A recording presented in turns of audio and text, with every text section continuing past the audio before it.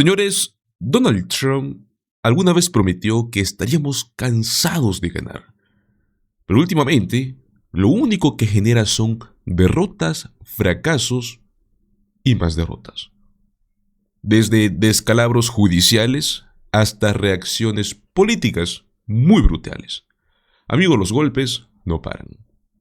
Y cuando uno piensa que ya no puede empeorar esta situación, Donald Trump da otro paso.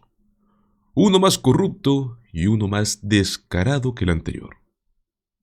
Y ahora ese paso, lo único que hace es desatar lo que se viene.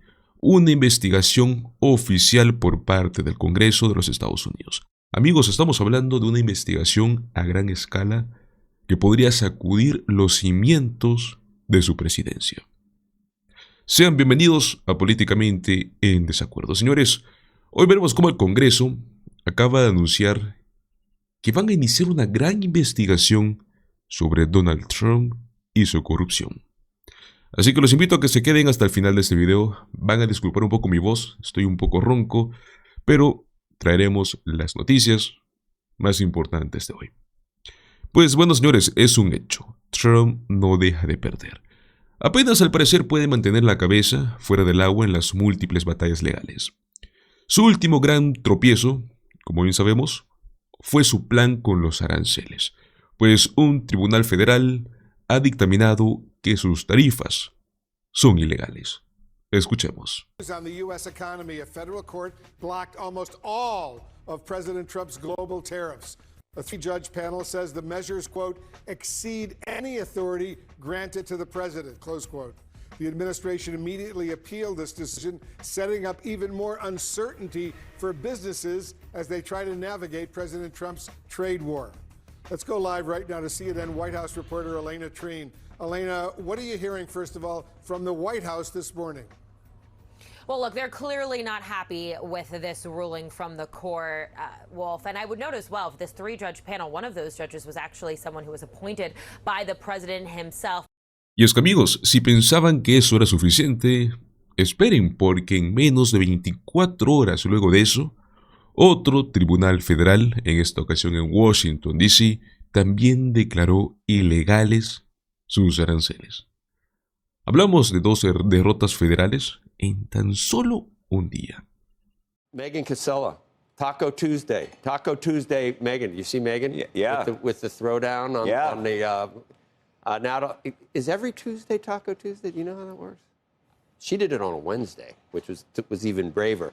Let's get to... I don't know if you'll mention that, Megan. Explain to everybody what he's talking so Megan about. she's in the White House, and Yes. she asked President Trump about something traders have been talking about. But we'll get to that at the end. First, let's talk about this ruling that blocks President Trump's reciprocal tariffs, and we'll get to Megan for that.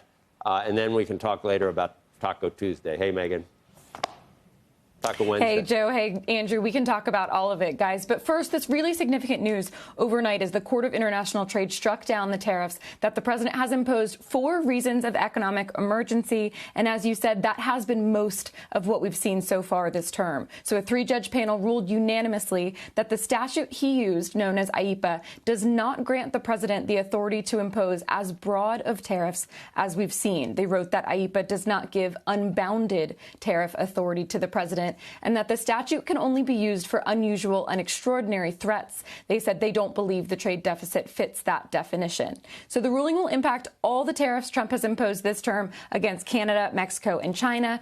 Also impacts the 10% baseline tariff on all nations and those so-called reciprocal tariffs on other trading partners. So the court essentially gave the administration 10 calendar days to implement this ruling and stop collecting the tariffs. Now, the White House did already file plans to appeal. It will also separately have to ask for an administrative stay in order to keep the tariffs in place for now. We are very likely to see that in the next few days as well. And a White House spokesman, meantime, rebuking the court last night, saying that, quote, it is not for unelected judges to decide how to properly address a national emergency, and that, quote, the administration is committed to using every lever of executive power to address the crisis of non-reciprocal trade and deficits.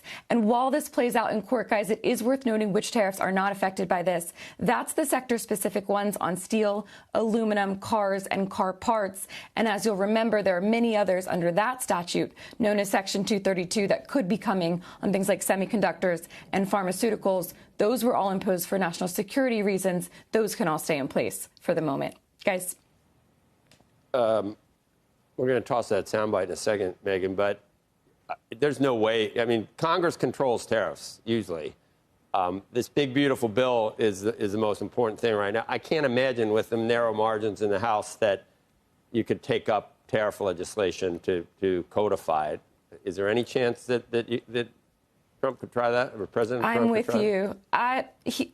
He might push for it, and there are some lawmakers on both directions wanting to try to push some legislation either to remove tariff authority from the president that Congress had delegated from the Constitution, or to say that Trump should be able to, keep this power. So either way, but as you said, a really uphill battle in Congress. There are other ways the administration could go. Obviously, the appeals process is likely to be long, could go all the way to the Supreme Court. And in the meantime, there are other ways of doing this. So far, they've mostly not wanted to do it because a lot of them take longer or have different limitations. But even within this ruling, they sort of lay out one we've talked about before that's more about balance of payments, and it's about the trade deficit. And these judges sort of seem to say, if you want to address the trade deficit, use that statute. So we could simply see them move in that direction. It has its own limitations. You can't keep those in place forever, but it's another way you could try to get this done. Bueno amigos, hablando de récords, solo en este mes Trump ha perdido como el 96% de sus batallas en tribunales. Una nueva investigación del politólogo de Stanford, Adam Bonica, muestra que Trump ha sufrido una tasa de derrotas brutales en cortes federales. Pero lo más interesante es que ni siquiera son jueces demócratas. Hablamos de que Trump pierde el 72% de las veces con jueces republicanos. Y bueno, el 80% demócratas. ¿Por qué sucede este colapso legal? Hablamos de una mezcla de tóxica ambición, mucho caos y desprecio por la ley. Su departamento de justicia ha sido desmantelado por renuncias y purgas. El personal que actualmente está en el departamento de justicia, amigos, es inexperto, es sobrecargado y están obligados a defender políticas muy dudosas o directamente ilegales. Y mientras tanto, pues Trump está librando esta guerra contra el sistema legal. Ataca jueces, persigue bufetes de abogados, desacredita instituciones. Pues amigos, el problema central es otro, y es que lo que intenta hacer es ilegal. Busca una expansión sin precedentes del poder presidencial. Quiere quitar funciones a los tribunales, al Congreso de los Estados Unidos. Incluso ha sugerido reinterpretar en solitario las enmiendas constitucionales. Y eso los jueces no lo van a tolerar. Pero bueno amigos, vamos al bombazo. El Congreso de los Estados Unidos acaba de abrir una investigación masiva contra Donald Trump. Una que podría cambiar muchas cosas. Todo esto comenzó con esa famosa noche que se suponía que iba a ser glamorosa para él. Hablamos de esa exclusiva criptogala en el club de golf de Trump en Virginia. Estamos hablando de esa cena privada con más de 220 compradores VIP de su criptomoneda, su moneda meme. Y sí, señores, Trump tiene su propia criptomoneda. Lo que pasó allí actualmente es el centro de un escándalo que podría destapar uno de los esquemas de corrupción más descarados en la historia presidencial moderna. Según los reportes, los invitados inyectaron millones de dólares en esta criptomoneda, que por cierto no tiene uso ni funcionalidad, según la SEC, a cambio del acceso directo al presidente de los Estados Unidos. Entre los asistentes había un multimillonario chino bajo investigación, Habían docenas de billeteras fantasmas imposibles de rastrear, dinero canalizado desde intercambios CryptoShare que bloquean usuarios estadounidenses. Y bueno, el Congreso decidió intervenir. El congresista Jamie Raskin, demócrata líder del Comité Judicial de la Cámara, formalmente, amigos, ha iniciado esta investigación. Está exigiendo una lista completa de los invitados y el origen de los fondos utilizados para comprar esta moneda. En una carta contundente, Raskin advierte lo siguiente, se los voy a leer.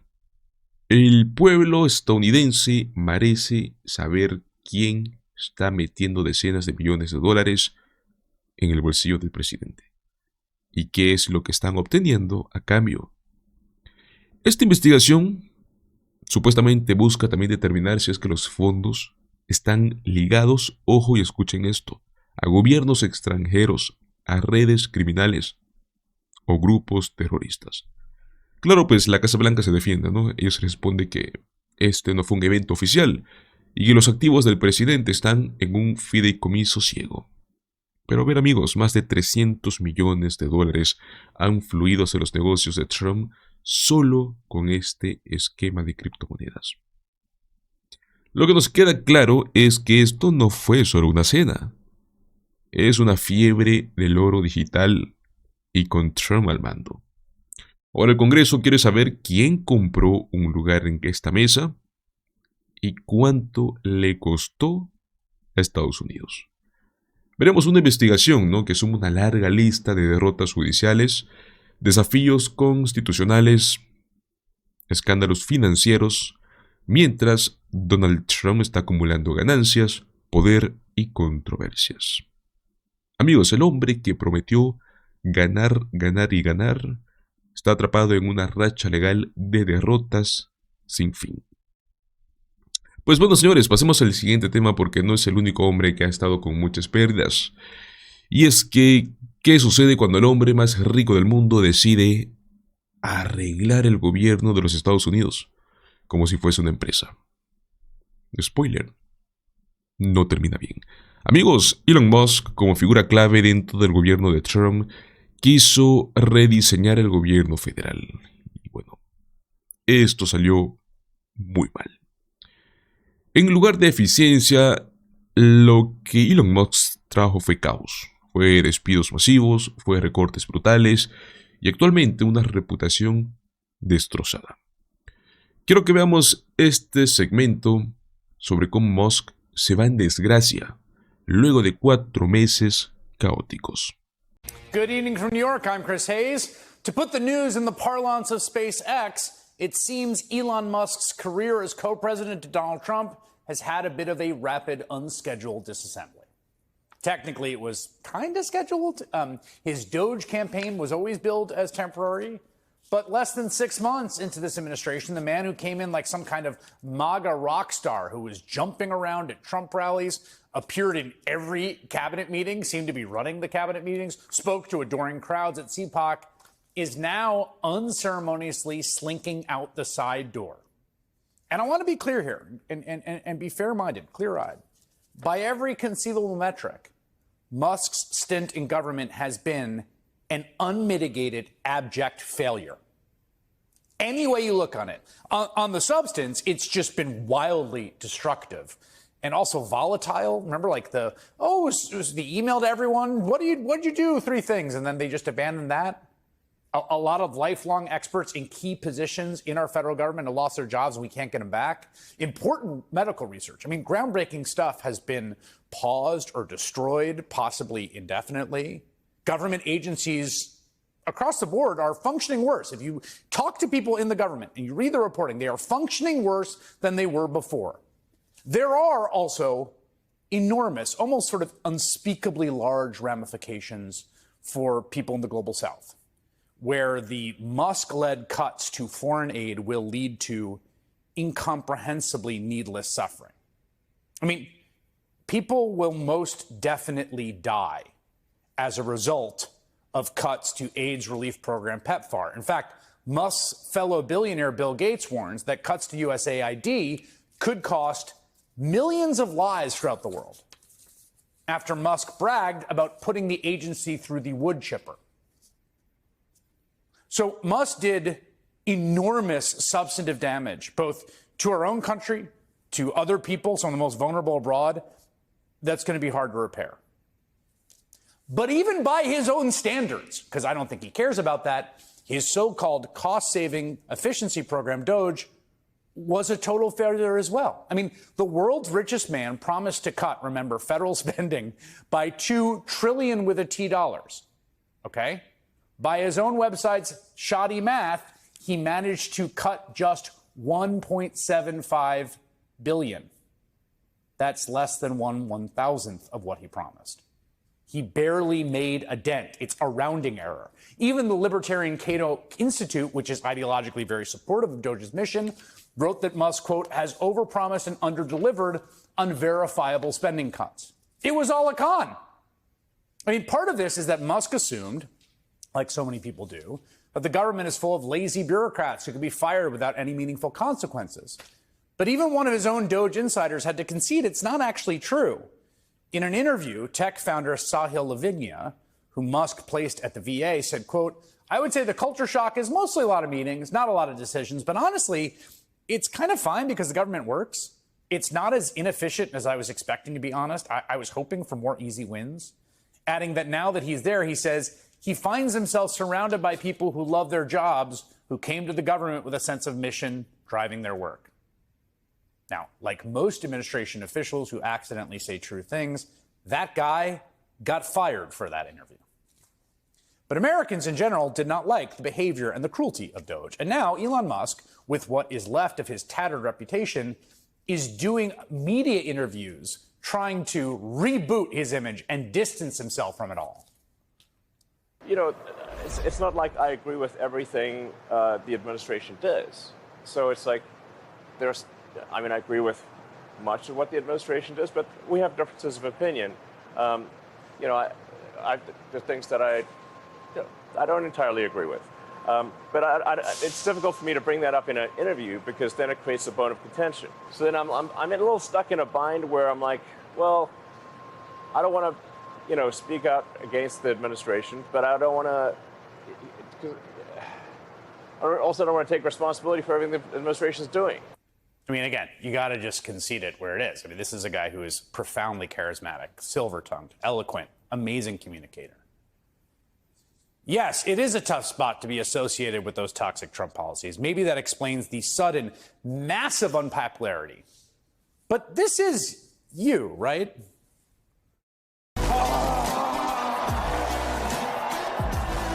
This is the chainsaw for bureaucracy.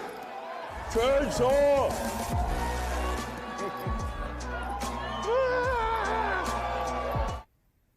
Did you feel that down into your toes? That full body cringe? Well, Musk is now leaving in disgrace because lots of people felt that way when they were around him. He was wholesale rejected by about everyone. We've seen report after report after report that everyone simply couldn't stand the guy. Doesn't matter how rich he is. Back in March, the New York Times reported on an explosive cabinet meeting where Secretary of State Marco Rubio, Transportation Secretary Sean Duffy, and Veterans Affairs Secretary Doug Collins all tore into Musk for his haphazard cuts in their respective agencies. Earlier this month, The Atlantic reported on an expletive-ridden screaming match between Musk and Treasury Secretary Scott Bessent that spilled out from the Oval Office into more public areas of the West Wing. That same article also quotes the General Counsel for the American Federation of Government Employees as saying, quote, "We kicked him out of town. If he had stayed in the shadows and done this stuff, who knows how bad it would have been, but no one likes the guy." No one likes the guy might be the best summation of Musk's forays into American politics I've encountered. His Waterloo, sort of electorally speaking, came in April. Remember that in the state of Wisconsin? Remember what he did there? Guy thought he was so popular, that he was such a good politician himself, that he flew in from out of state and wore a cheese head and flexed his newfound political muscles in the state Supreme Court race. And he spent a small fortune of his own money in support of the conservative candidate Brad Schimel, and it didn't work. His candidate lost by 10 points. And voters, they really didn't like Musk. He's just a pushy billionaire, and he's cutting everything. The people need these things he's cutting. He just makes me very angry. He uses money in ways that we're not used to. And I really think that, you know, he should just stay out of local politics. He should stay out of all politics, frankly. That Wisconsin woman is not alone. In fact, voters everywhere don't like him. Nate Silver's polling average shows Musk's public approval more than 14 points underwater. That's bad. About 54% of Americans saying they disapprove of the billionaire. And Musk's intrusion into national politics has also had very real financial consequences for his companies. I mean, he's lost billions of dollars, at least sort of on paper, since he spent more than $270 million to get Trump elected last year. Tesla sales, the sort of crown jewel company of his, are down huge, especially in Europe, where they crashed nearly 50% year over year last month because Musk has absolutely poisoned the brand with his own toxic reputation. Here in the States, according to one report, quote, a shopping center with a shuttered Bed Bath & Beyond store is in violation of a Detroit suburbs city code for storing dozens of Tesla vehicles on its parking lot. That's because there's so much inventory of these Cybertrucks, they can't get rid of it. I don't think it's a good news for your car manufacturer when your flagship luxury trucks are just sitting unsold in a random parking lot somewhere outside of Detroit, possibly drawing municipal citations. In fact, Tesla shareholders are now saying the company's in crisis, sending a letter to the company demanding, this is pretty funny, Musk return to work full time. Huh, that's an interesting idea for the CEO. Now, thankfully for them, it looks like he's going to have some more time on his hands right now. And so, again, in every conceivable way, Musk leaves the government worse off than he found it. His tenure in Washington was a complete failure, substantively and politically, and to his own reputation and to his own companies. He got high in his own supply. He convinced himself, because he's worth a lot of money, that everyone loves him, that the American public would fall in love with his antics. And it turns out they would really much rather he just go away. Claire McCaskill is a former Democratic senator in Missouri. David French is an opinion columnist for the New York Times, and they join me now. Claire, I think, what do you think that sort of obituary on his tenure in the government is going to read? Yeah, well, I think you ran through it all and covered the territory pretty well. Unlikable, full of himself, immature, arrogant, wildly rich beyond most people's imagination. But at the core of it, Chris, I think he didn't really understand a democracy. You know, business leaders have an arrogance about them when it comes to government. They think too often, well, there are very smart people in government. The people who work for government are less than, and I run a big company and I know how to do it. But most of them, if they had to operate within a democracy, would probably fail like Musk did. Yeah. He didn't understand the basics of a democracy, that you don't take radical steps without the support of the people. And I've got a newsflash for him. Debts and deficit are not high on the list of issues of the American people. If they were, we wouldn't have any. Trump didn't campaign on them. Y es que, amigos, millones de vidas podrían estar en riesgo solo por decisiones tomadas como si fuesen parte de una estrategia de marketing en Twitter. Lo preocupante aquí no es solo que hayas recortado presupuestos en áreas muy sensibles como lo es la salud global, la investigación médica, sino la filosofía detrás de estos recortes. Recordemos que Musk llegó al gobierno con una visión completamente empresarial. Si algo no da resultados inmediatos o no parece eficiente en una hoja de cálculo, hay que eliminarlo, prácticamente, ¿no? Pero gobernar no es lo mismo que dirigir una empresa. El objetivo de un Estado, amigos, no es maximizar ganancias, es garantizar derechos y servicios, incluso si no son rentables. Y ojo, seguramente hay quien quiera defender la postura, ¿no? Diciendo que alguien tenía que entrar y cortar el gasto innecesario del gobierno. Pero, amigos, ese argumento no se sostiene cuando uno ve qué es lo que se cortó exactamente. No se trató de eliminar gastos absurdos, querer eliminar burocracia inútil. Se eliminaron programas que salvan vidas. Se despidieron científicos y expertos. se paralizaron investigaciones que podrían haber prevenido futuras pandemias.